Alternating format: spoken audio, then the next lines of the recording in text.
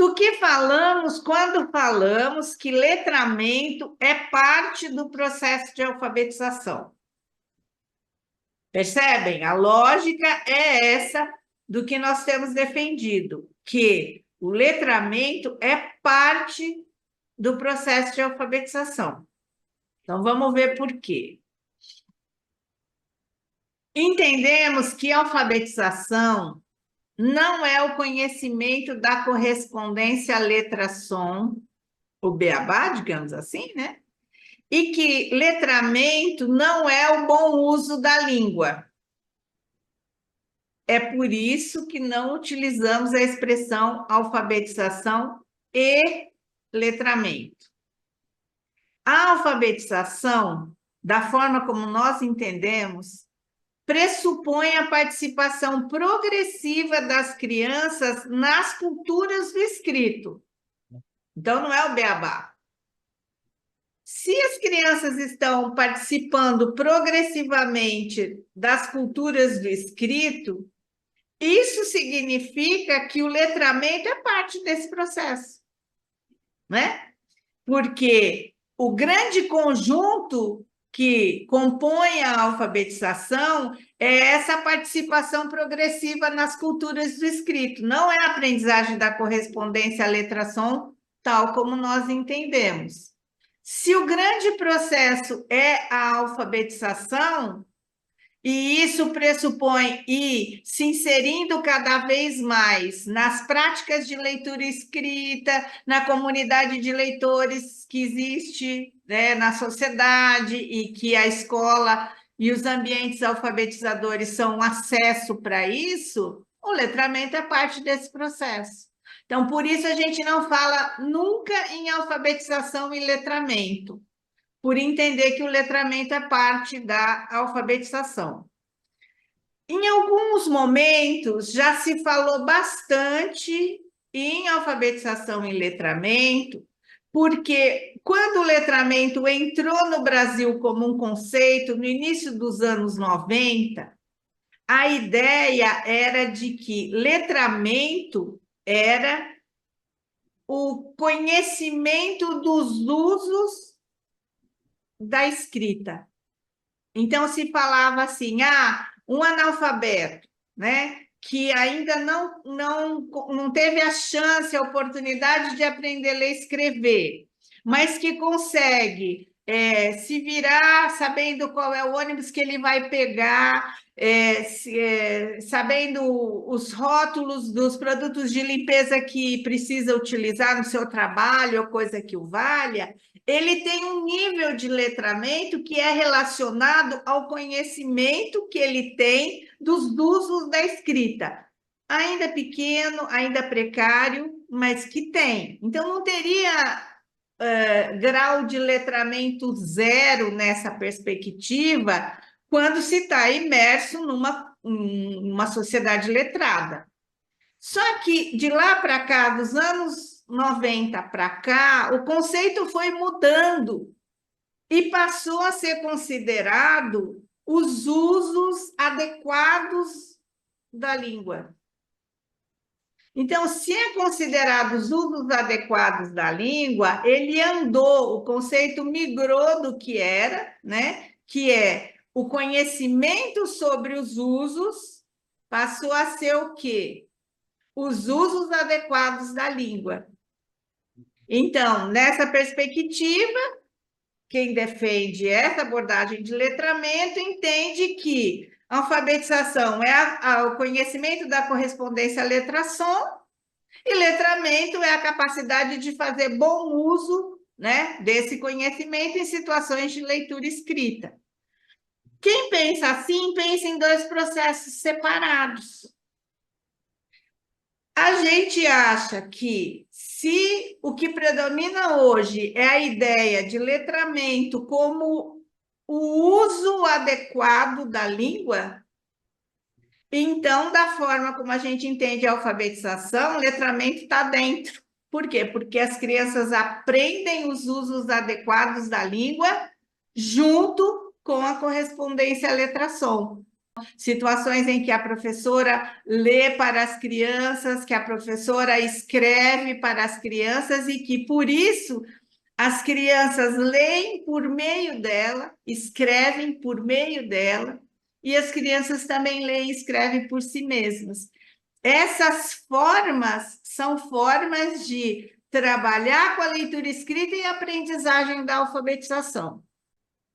Isso não significa considerar, então, dois processos separados, pois o entendimento é que letramento está dentro do processo de alfabetização e não à parte, por conta disso que eu disse, né? Se a concepção é alargada de alfabetização, letramento está dentro, né? Para a gente entender letramento separado, teria que entender que a alfabetização é só o conhecimento do beabá, que é a metáfora para a gente falar da correspondência letra-som, né? Isso não significa trabalhar com dois tipos de propostas decorrente da ideia de que são dois processos separados, né? Então, se você pensa que são dois processos separados, do ponto de vista didático, você vai propor dois tipos de situações para as crianças, né? Então, seriam propostas de alfabetização inicial e propostas de letramento, né? O que nós defendemos não significa isso. Por quê? Porque a gente entende que é preciso trabalhar com situações que favorecem, ao mesmo tempo, a compreensão do sistema de escrita alfabética, a utilização do conhecimento já adquirido pelas crianças sobre a escrita e os seus usos, e a aprendizagem da leitura e da escrita em contextos reais. Todo o esforço das propostas que foram elaboradas por professoras, né, nesse século, desde o prof até hoje, né, está voltado para essa articulação desses três conteúdos, digamos assim, a compreensão do sistema de escrita alfabético, ao mesmo tempo que a utilização do conhecimento adquirido sobre a escrita e seus usos, ao mesmo tempo que a aprendizagem da leitura e da escrita. Todo esforço vai nessa linha, os vídeos têm propostas nessa linha, e a gente não para de dizer essas coisas, porque sabemos o quanto é difícil se contrapor aquilo que predomina, inclusive nos materiais didáticos, nos sites, nos tudo, né? Isso não significa que é um problema considerar que são processos diferentes, alfabetização e letramento. O problema é entender que as propostas didáticas devem ser separadas e que as de alfabetização devem vir antes. Primeiro vai aprender a correspondência à letra-som, para depois aprender a ler e escrever. Ou o contrário, que é menos frequente, mas ocorre também. Achar que você coloca a criança imersa em situações de leitura e escrita para só depois ensinar conteúdos relacionados à reflexão sobre a escrita alfabética e a correspondência à letra-som, as regularidades da escrita alfabética e seu funcionamento e tudo mais. No fascículo de apresentação, isso tudo que eu falei aqui está muito explicado, né?